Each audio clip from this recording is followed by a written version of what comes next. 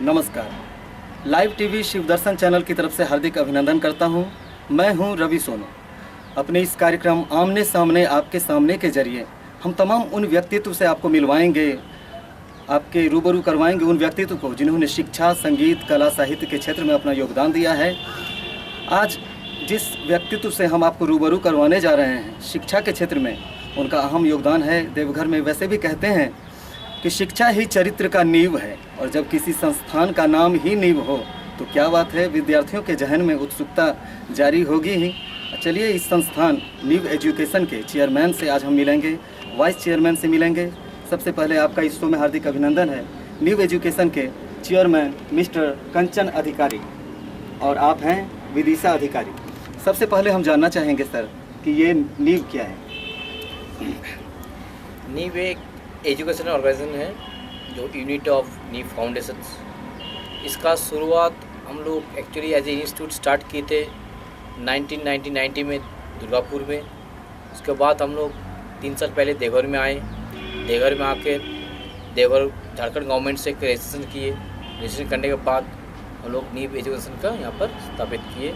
आज उसका ऑर्गेनाइजेशन चल रहा है झारखंड का विभिन्न डिस्ट्रिक्ट्स में, देवघर, दुमका, गोड्डा, गिरिडीह, रांची, बहुत सारी जगह में चल रहे हैं। और भी बहुत सारा जगह में इसके हम लोग खोलने का प्रयास भी कर रहे हैं। हाँ जी। और मैडम आपसे भी जानना चाहेंगे कि बड़ा ही खूबसूरत नाम हमने इंस्टीट्यूट का दिया है नीव, इसके पीछे आपकी भी कोई सोच है क्या? हाँ, एक्चुअली ये जो नाम है ये मैंने ही दिया है। नीव एक बेस, और आप जैसे कि अभी तुरंत बोले कि हर चरित्र का बेस नीव ही शिक्षा है, तो इस कारण से मैंने इस शब्द को चुना हमारे संस्थान के नाम के लिए। और मेरे जो बेटे हैं उनका भी नाम नीव है, तो उन्हीं के नाम से मैंने इस संस्थान को खोला है। चलिए, एक साथ कई उद्देश्य हैं इस नाम के पीछे। अब अहम मुद्दे पे आते हैं कि क्या क्या कोर्सेज हैं हमारे इस नीव एजुकेशन के तहत? नीव एजुकेशन के तहत नियर अबाउट सारे कोर्सेज हैं। जैसे कि ट्रेडिशनल कोर्सेज हैं सबसे पहले, जो कि यहाँ पर सब लोग जानते हैं, जैसे बीएससी, बीकॉम, बीए, सारे कोर्सेज ट्रेडिशनल कोर्सेज। उसके साथ साथ सारे management courses, paramedical courses, hospitality training जैसे कि आज के डेट में अभी सब लोगों को जो भी शिक्षा के तरफ जा रहे हैं, तो बीएड और डीएड आप सभी लोग जानते होंगे कि इस ट्रेनिंग की ज़रूरत अभी पड़ती है, और ये दोनों हम लोग यहाँ से कराते हैं, और दोनों तरीके से कराते हैं, रेगुलर और डिस्टेंस भी। और जो डिस्टेंस एजुकेशन है उसके बारे में मैं कुछ आप लोगों को बताना चाहूँगी कि डिस्टेंस एजुकेशन ये है, डिस्टेंस मतलब है दूरी, और ये है उसी तरह कि दूर रह के भी आप यूनिवर्सिटी से, कॉलेज से घर बैठे अपना पढ़ाई कर सकते हैं।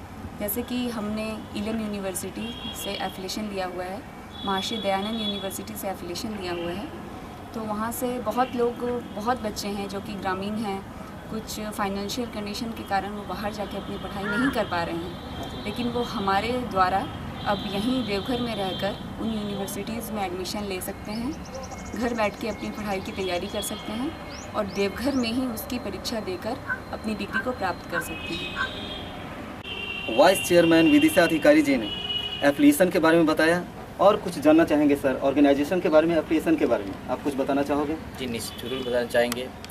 लेकिन फर्स्ट में बताना चाहता हूँ, कोई भी स्टूडेंट हो या कोई भी हो जो एजुकेशन इंस्टीट्यूट में जाकर उसको एडमिशन सिलसिले वो जानकारी के लिए, तो उनको पहले जानना चाहिए वो एक्चुअली ओरिजिनल ऑथेंटिकेट है कि नहीं। क्या देवघर में नहीं, देवघर के सारे आसपास बहुत सारा ऐसे इंस्टीट्यूट खोला गया जिसको बड़ा बोर्ड टांग के कहते थे मैं इस यूनिवर्सिटी से एफिलिएट हूँ, मैं यहाँ करता हूँ करके, उन लोग बहुत सारा स्टूडेंट आजकल फ्रॉड में पड़ जाते हैं, गलत जगह एडमिशन ले लेते जाकर फंस जाते हैं। इसीलिए मैं स्टूडेंट को एक अच्छा यहाँ पर एक सजेशन देना चाहता हूँ, कहीं भी इंस्टीट्यूट में जाकर पहले तो उसको ऑथेंटिक लेटर जिस यूनिवर्सिटी कह रहे, जैसे सपोज मैं कह रहा हूँ मैं आज EILM यूनिवर्सिटी सिक्किम और महर्षि दयानंद यूनिवर्सिटी से हम लोग एफिलिएट है, देश में कितना सच्चाई है ये कैसे आप मालूम करेंगे? बिल्कुल। इसके लिए आप पहले तो उस यूनिवर्सिटी की वेबसाइट में जाइए, जाकर उनको सेंट्रल लिस्ट के नाम दिया रहता है, आप खुद जाकर वहाँ पर उसको देखिए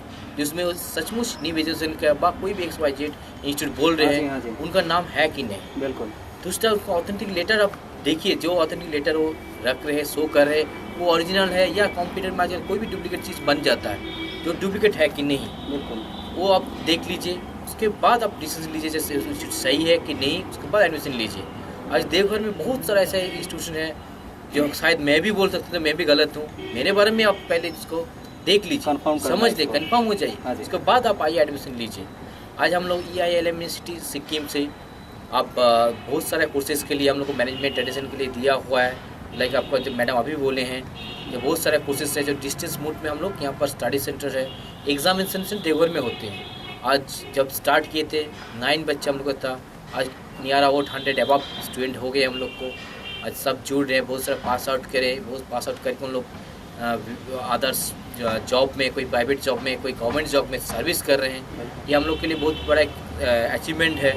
और मैं यही बोलना चाह रहा हूँ, जब आप यहाँ आने से पहले व कहीं भी जाने से पहले इसके ऑथेंटिक के बारे में जजमेंट कर लीजिए, इसके बारे में सेटिस्फाई होइए, उसके बाद जाकर आप एडमिशन लीजिए। यही बात मैं कहना चाह रहा हूँ। बिल्कुल, बहुत ही अच्छी बात कही है सर आपने। एक और सवाल जो कि यहाँ के विद्यार्थियों के मन में उठ सकता है सर, कि न्यू एजुकेशन की शुरुआत आपने कब और कहाँ से की? एक्चुअली नीव एजुकेशन की शुरुआत हम शुरू से मैं जानना चाहता हूँ कि मैं मेरे बारे में इसके बारे में कुछ बोलना चाहता हूँ। तो मैं बिलोंग करता हूँ दुर्गापुर वेस्ट बंगाल से। ब्रॉटअप मेरा पढ़ाई लिखाई दुर्गापुर में हुआ। मैं जिस टाइम वहाँ पर थे उस टाइम दुर्गापुर आज जो एजुकेशन हब कहलाता है, तो उस टाइम वो था नहीं उतना डेवलप। उस टाइम हम लोग फील करते थे आज अगर बढ़िया कॉलेज दुर्गापुर में हो तो हमको बाहर जाना नहीं पड़ेंगे। तो उस फील्ड में हम लोग सोचे थे कहीं अगर हम भी अगर इस फील्ड पहुँचे, उस जगह का कोई मौका मिले तो हम भी कहीं एजुकेशन फील्ड में कुछ करेंगे। उस टाइम से मेरे दिमाग में था, तो हमको स्कोप मिला था 99 में। मैंने एक छोटा सा कंप्यूटर इंस्टीट्यूट के तौर से इसके स्टार्ट की दुर्गापुर में। उसके बाद 2002 में हम देवघर आए। देवघर में उस टाइम उतना एजुकेशन सेक्टर में डेवलप नहीं था। मैंने देखा उस टाइम कि जो 1-2 इंस्टीट्यूट हुआ करते हैं यहाँ पर। मैंने भी एक BSI बोल के बर्धमान के इंस्टीट्यूट थे, उनसे टाइप करके यहाँ पर बजला चौक के वहाँ पर एक स्पोकन इंग्लिश और कंप्यूटर का इंस्टीट्यूट स्टार्ट किए थे। कब की बात है ये सर? ये नियर वो 2002 के 2002 की बात? 2002 के बात है। उसके बाद धीरे धीरे चलते रहा। फिर मैंने देखे आज धीरे धीरे यहाँ पर स्टूडेंट का पढ़ाई की तरफ इंटरेस्ट जाग रहा है। और यहाँ के उतने हायर एजुकेशन हमको हायर एजुकेशन में कुछ है नहीं सर। तब हमको फिर मेरे दिमाग में आया कुछ अच्छा हायर एजुकेशन यहाँ पर जो भी सातवां प्रकरण के दूरी जो ग्रामीण रूरल एरिया है, वहाँ पर बच्चे लोग बाहर जैसे सपोज दुर्गापुर व बेंगलोर जाकर पढ़ नहीं पाते। आपका जैसे मैनेजमेंट कोर्स हुआ या टेरेंस बहुत सारे कोर्सेज़ के लिए जो देवघर में उसका है नहीं कॉलेज वगैरह, तो उसका कुछ शुरुआत करने के लिए मैंने सोचे। फिर जाके मैं बड़ा बड़ा यूनिवर्सिटी से उसके टाइप किए। करने के बाद जैसे आज आप देख रहे हैं महर्षि दयानंद यूनिवर्सिटी जो एक हरियाणा रोहतक के वो स्टेट गवर्नमेंट प्रेस्टिजियस यूनिवर्सिटी है, उनके साथ टाइप करके उनके सारे कोर्सेज का ऑथराइज स्टडी सेंटर हम लोग लिए हुए हैं। उनको भी देवघर में आज चला रहे हैं। बहुत सारे स्टूडेंट इस कोर्स में एडमिशन लिए, उसका बहुत सारा पढ़ रहे हैं। और अभी जैसे मैंने बताया हम लोग रामपुर में अपना कैंपस एक बना रहे हैं, वो लगभग उसका कंप्लीट हो चुका है। बहुत जल्दी हम लोग वहाँ से वही कैंपस में रेगुलर तौर पे भी MBA और BBA का क्लासेस चलने इससे स्टार्ट करने का एक प्रोग्राम बनाया हुए हैं, तो भी बहुत जल्दी वहाँ पर लॉन्च करेंगे। विदिशा जी मैडम, ये जानना चाहेंगे आपसे कि क्या अदर स्टेट में भी इसके ब्रांचेज हैं? जी सर, अदर स्टेट में भी इसके ब्रांचेज हैं। 7 स्टेट में है, जैसे कि उड़ीसा, वेस्ट बंगाल, झारखंड, बिहार एक्सेट्रा। और जैसे कि झारखंड में बहुत सारे जगह में भी है, जैसे कि गोड्डा, देवघर, झाझा, गिरिडीह एक्सेट्रा। धीरे धीरे हम लोग इस नेट को बढ़ा रहे हैं कि ऑल ओवर इंडिया को कवर कर सके ब्रांचेस को, और ऑल ओवर इंडिया में नींव अपना नींव जमा सके और हम सभी को इस नींव के द्वारा लाभान्वित करा सके। और जैसे कि हम लोग तो इंडियन यूनिवर्सिटीज़ के साथ टाई अप कर ही रहे हैं, और हम लोग इस प्रोसेसिंग में लगे हुए हैं कि हम इंटरनेशनल यूनिवर्सिटीज़ के साथ भी टाई अप करें और यहाँ के सभी स्टूडेंट्स को इस इंटरनेशनल यूनिवर्सिटीज़ के साथ जुड़ने का मौका दे सकें। एक और सवाल है मैडम, आप बताएंगी, अभी रामपुर ब्रांच के बारे में हमारे सर ने बताया है, आपका ऑफिस यहाँ है, फिर रामपुर ब्रांच में आप क्या करने वाले हो, वहाँ के लिए क्या योजना है आपके पास? रामपुर ब्रांच में हम लोग क्लासेस स्टार्ट करने वाले हैं। हाँ जी। जैसे कि अभी हम लोग डिस्टेंस एजुकेशन करा रहे हैं, लेकिन अभी क्लासेस स्टार्ट नहीं हुई है। हम लोग प्लानिंग में है कि रामपुर कैंपस में हम लोग उसकी क्लासेस करवाएंगे। जैसे कि सबसे पहले हमने 2 कोर्स को चुना है, MBA और BBA। उनकी क्लासेस हम वहाँ पे कराएंगे और रेगुलर तरीके से ये दोनों को कोर्स को पढ़ाएंगे। फिर धीरे धीरे जैसे जैसे नींव ऊंचाई की तरफ जाएगा, वैसे वैसे सारे कोर्सेज़ को धीरे धीरे हम लोग रेगुलर में भी टर्न अप करेंगे।